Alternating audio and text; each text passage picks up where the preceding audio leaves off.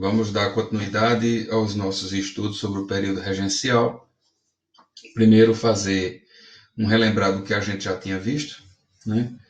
Lembrar a vocês que, após a abdicação de Pedro I, em 1831, nós temos uma regência trina provisória, que já estudamos, que essa regência trina provisória, ela apenas organizou o caos, né, para evitar a vacância do Império e tomou medidas para que manifestações e movimentos sociais não acontecessem, fez o seu papel constitucional, que foi convocar a Assembleia do Brasil, fechada por Pedro I, e cujos políticos estavam presos, anistiou todo mundo, e aí essa Assembleia reunida elege finalmente uma regência trina permanente, que também estudamos na nossa última aula, e que essa regência trina permanente ela acabou sendo responsável por 3 pontos bem expressivos, bem importantes.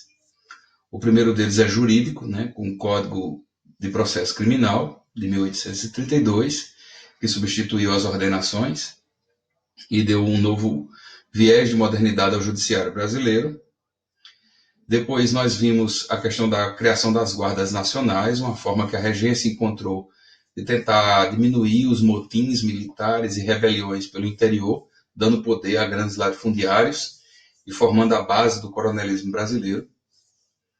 E o terceiro ponto, que foi a formação, né, de uma emenda constitucional, que a gente chama de Ato Adicional de 1834, que teve grande relevância pelo ponto de vista liberal, né, que era o governo dessa regência trina, porque ela descentralizou muita coisa, deu bastante poderes às províncias que a gente hoje chama de estados, e determinou também a substituição da própria regência, que ao invés de trina, passa a ser una, e ao invés de ser eleita pela Assembleia, ela passa a ser eleita pelo voto.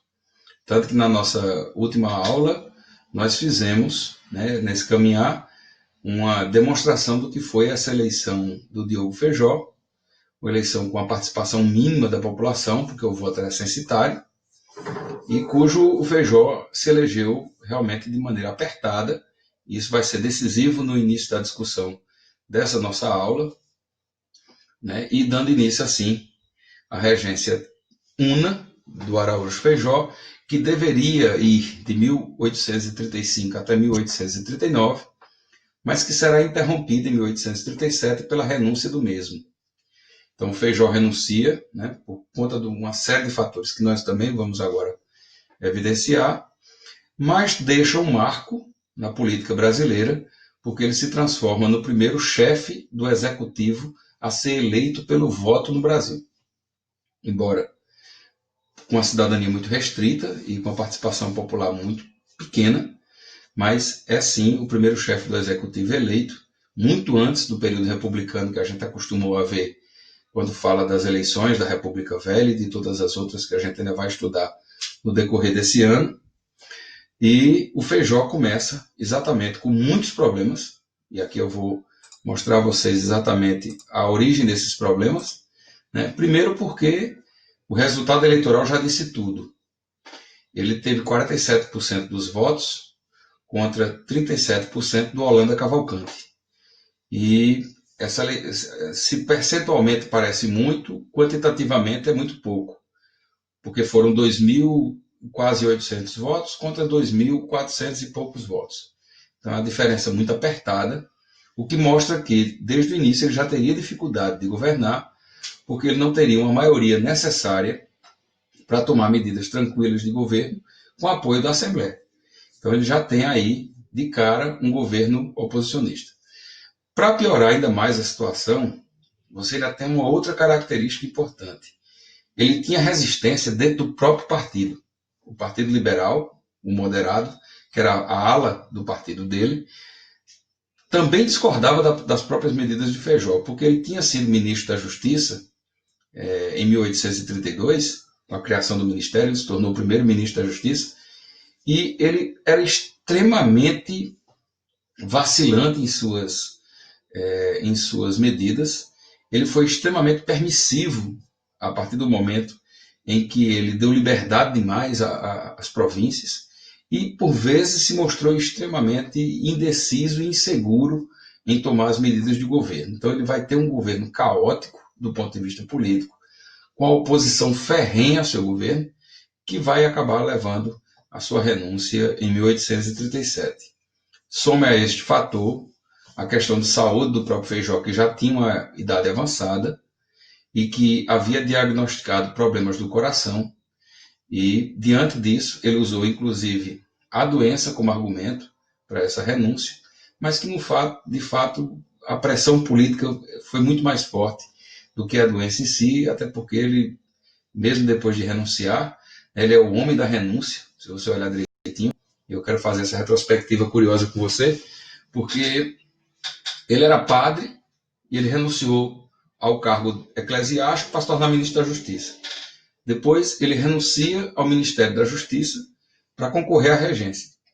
E depois, como regente, ele renuncia à regência para terminar sua vida quase no anonimato e no esquecimento da política brasileira. Então, tem realmente um governo bastante complicado, mas, do ponto de vista de um novo ciclo econômico, ele acabou dando início a uma aproximação que vai se acentuar cada vez mais entre o poder executivo, ele que era o chefe de governo, e a elite cafeeira que vai se aproximar dele, já que o café começava a se tornar o grande produto da exportação brasileira, né? Ainda não tinha chegado no seu auge, que vai chegar nos anos 1840, quando o Brasil vai se tornar o maior produtor de café do mundo, né? Dando início a esse terceiro grande ciclo econômico que nós vamos estudar também quando chegar no segundo reinado, né? Ao contrário, né, dos outros dois ciclos, que tiveram muitas dificuldades, esse será um grande momento econômico de grande pujança brasileira e que vai ditar as normas tanto do Império como da República Velha, né, tanto que chamam o produto de Sua Majestade o café. Antes de começar em si os tumultos sociais, fazer aquele velho relembrar com vocês dos partidos políticos, para que você não esqueça que o Partido Liberal Exaltado, que era a facção liberal mais radical, né, e muito ligada à classe média urbana, a uma população de formação, da elite, de advogados, de juristas, de comerciantes, né? Embora fosse a minoria na Assembleia, era defensor dessa política nacionalista, republicana e federalista, ou seja, que daria muito mais liberdade aos estados, né? Enquanto os moderados, que era o caso do próprio Feijó, era um partido ligado à elite rural, detinha a maioria da Assembleia, só que, ao contrário dos exaltados, não defendia a República, defendia a permanência do Brasil como uma monarquia, baseada no latifúndio e na escravidão. Já o restaurador, né, que vai virar partido conservador mais adiante, né, era restaurador porque queria o retorno de Dom Pedro. Posteriormente, da morte de Dom Pedro, ele se torna conservador, vai continuar defendendo a monarquia, um governo mais fechado, centralizador, nas mãos do futuro imperador, que era Dom Pedro II, que ainda não tinha idade legal para assumir, né, e também não tinha uma grande expressão naquele momento na Assembleia. Por isso que essa primeira fase do período regencial ele é liberal, porque quando você soma os liberais exaltados com os liberais moderados, eles têm a maioria na Assembleia. Consequentemente, eles também ditaram as regras e as leis desse período. Destacar aqui algumas pessoas importantes, né, como o Cipriano Barata, como liberal moderado, o Evaristo da Veiga e o Feijó, além do Nicolau de Campos Vergueiro, como moderados, né? E os restauradores aí, José Bonifácio, que era o grande tutor de Pedro II, né? E que depois vai entrar ainda mais para a história com o seu legado junto à monarquia brasileira. Beleza? Então, estão aqui os partidos, só para a gente dar aquela rememorada, e agora a gente vai falar, finalmente, do primeiro grande problema que Feijó enfrentou, uma das primeiras revoltas, de muitas que vão acontecer dentro do período regencial. Você sabe que a gente vai ter cabanagem, revolta de Malês, farrapos, ou farroupilha, né? Sabinada e balaiada. Né? E as três primeiras, cabanagem, farrapos e Malês, eclodiram exatamente no governo de Feijó, conforme os conservadores diziam que o ato adicional de 1834 era um ato da anarquia e que por ter dado poderes demais, aquilo ia acabar terminando em revoltas, como de fato aconteceu, e a cabanagem vai ser a primeira delas. Certo? Acontece na maior província do Brasil, né, o Grão-Pará, nesse período, para você ter ideia do tamanho territorial dessa província, ela acumulava os territórios de Rondônia e de Roraima, do próprio Pará, do Amazonas e do Amapá. Então, se a gente pegar hoje o território brasileiro, ele corresponderia a mais da metade do nosso território. Então, era uma província gigantesca. Essa província já tinha problemas desde o início, porque a aproximação deles era muito maior com Portugal do que com a elite brasileira que vai fazer a independência do Brasil junto com Pedro I. Lembre-se que essa elite é latifundiária e é muito ligada ao Sudeste, Rio, São Paulo e Minas. Então, o pessoal do Grão-Pará não tinha muita identidade com eles, e sim com Portugal, onde faziam negócios com frequência daquelas drogas do sertão e outras especiarias, além do tabaco, além do algodão e outras coisas. Quando veio a independência, o Grão-Pará não aceitou essa independência, tanto que daquelas muitas revoltas que Pedro vai enfrentar entre 1822 e 1823, o Grão-Pará é uma delas. Então, é uma região já tumultuada por natureza. Adicione a isso o fato do Grão-Pará, por toda essa sua extensão territorial e falta de cuidado do governo em incentivar qualquer tipo de política econômica que desenvolvesse a região, era uma província paupérrima.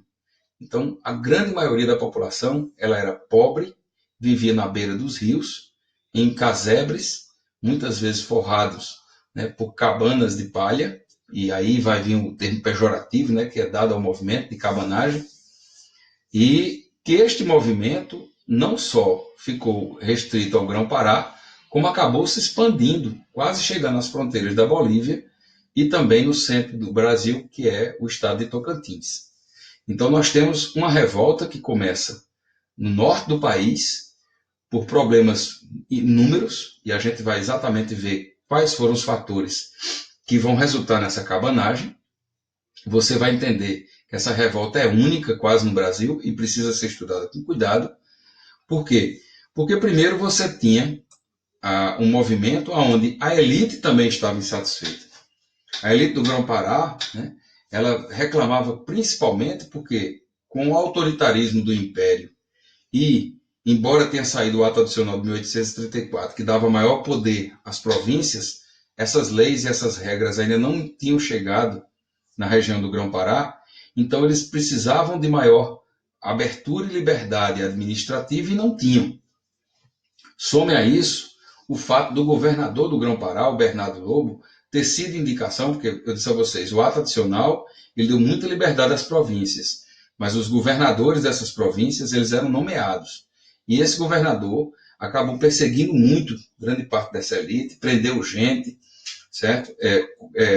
Confiscou jornais, tocou o terror lá no Grão-Pará, e a elite andava extremamente insatisfeita com esse governador.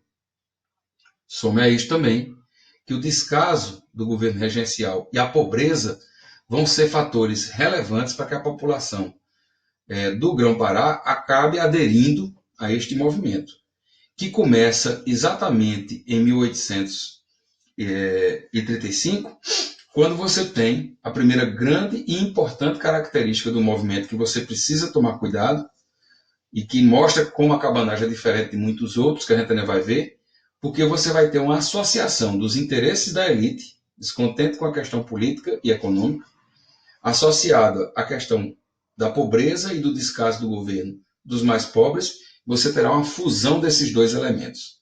Félix Clemente Maucher, latifundiário e representante da elite, vai se associar a Francisco Vinagre, representante das classes populares, que vão iniciar o motim em 1835, vão tomar a capital, Belém, vão derrubar o governador Bernardo Lobo, vão processá-lo, condená-lo e matá-lo em praça pública. Então, assim, a revolta já por si só começa muito violenta e começa com a associação entre as elites. Primeiro grande destaque. O problema é que quando a revolta e as notícias da revolta chegaram ao Rio de Janeiro, e que o Diogo Feijó mandou para a região do Grão-Pará tropas para poder sufocar o levante, quando essas tropas chegaram no Grão-Pará, o Félix Maucher né, que era o representante da elite, ele se aproxima dessas tropas regenciais e tenta um acordo. Na visão dele, a regência já tinha visto o que estava acontecendo e que a elite poderia ter ganhos aí econômicos nesse processo se ele conseguisse, primeiro, que o conflito não continuasse e, segundo, que eles tivessem todos os principais envolvidos anistiados, ou seja, perdoados. Quando os líderes populares descobriram que o Malcher estava negociando com os representantes da regência, Eduardo Angelim, que era um desses representantes populares, descobre tudo, denuncia aos cabanos, que atacam a cidade, prendem o Félix Malcher e fazem com ele a mesma coisa que havia feito com o governador Bernardo Lobo. O condenam à morte e o matam em praça pública. Nesse momento em que um membro da elite morre, a elite se afasta do movimento e o movimento se torna popular. Então veja, começou elitista e se tornou popular. Aí vamos lá. Ali, Francisco Vinagre assume o governo, como se fosse um representante direto, né, desses líderes cabanos, e tenta negociar com a regência. O problema é que a regência promete a ele que, se os cabanos se entregassem, que se a revolta acabasse, eles atenderiam grande parte das reivindicações que eles tinham em relação à pobreza e outros detalhes, e anistiaria todo mundo. O Francisco Vinagre acreditou, o movimento retrocedeu e os regentes acabaram mandando prender o Francisco Vinagre e o condenando à morte. Aí o estopim foi decisivo. O irmão dele, Antônio Vinagre, reorganiza o movimento, invade novamente Belém, toma novamente a cidade e a coisa se radicaliza de vez. Chegou o fim, qualquer tipo de negociação. E o que a gente vai ter daí para frente é um massacre, porque as tropas regenciais vão ser debeladas para a região, comandadas pela maior autoridade militar da região do Brasil naquele momento, que era o Francisco José de Souza, brigadeiro, né, das Forças Armadas Brasileiras, junto com mercenários que ele contrata. E estes mercenários, junto com o brigadeiro, atacam a capital, né, conseguem retomar a capital, prendem o Eduardo Angelim, e aí esse detalhe é importante, como o Angelim, certo, assume o movimento depois da morte, né, do Francisco Vinagre, ele é eleito o governador, ele não só se torna governador, como ele declara a independência do Grão-Pará e forma um sistema republicano, passando esse movimento agora a ser o quê? Emancipacionista. Só que dura pouco, certo? As tropas controlam a cidade, o Angelim é preso, capturado, enviado para o Rio de Janeiro. Todos imaginavam que ele seria lá executado, mas ele acaba ganhando uma pena de prisão bem longa e posteriormente anistiado já no Império durante o governo de Pedro II, até porque Pedro II queria se livrar dos problemas. O movimento continua e como o brigadeiro agora não sabia, quando o movimento se dilui pelo interior, quem era cabano e quem não era, o que vamos assistir no Pará é um massacre em que pelo menos 30% a 40% da população, por volta de 30 mil pessoas, esse é o movimento de guerra civil que mais matou na história do Brasil, certo? Vai ser assassinada pelo exército brasileiro, quilombolas, indígenas, certo? Cabanos, pessoas inocentes que não tinham nada a ver com isso vão ser mortas, né? Isso vai desestruturar de vez o Estado, né? Os escravos vão fugir das fazendas, vão se multiplicar em quilombos e você vai ter um verdadeiro caos social. Foi um massacre que começa elitista e depois se torna popular, começa nativista, mas se torna emancipacionista.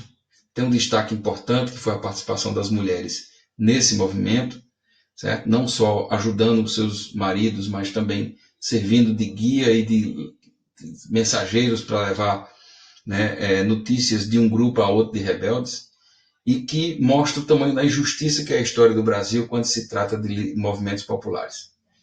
Temos na cabanagem esse primeiro movimento e nas próximas aulas a gente vai dar uma olhadinha aí em malês, farrapos e vamos seguindo nos movimentos regenciais e nos governos subsequentes. Tá bom? Um abraço e até a próxima aula.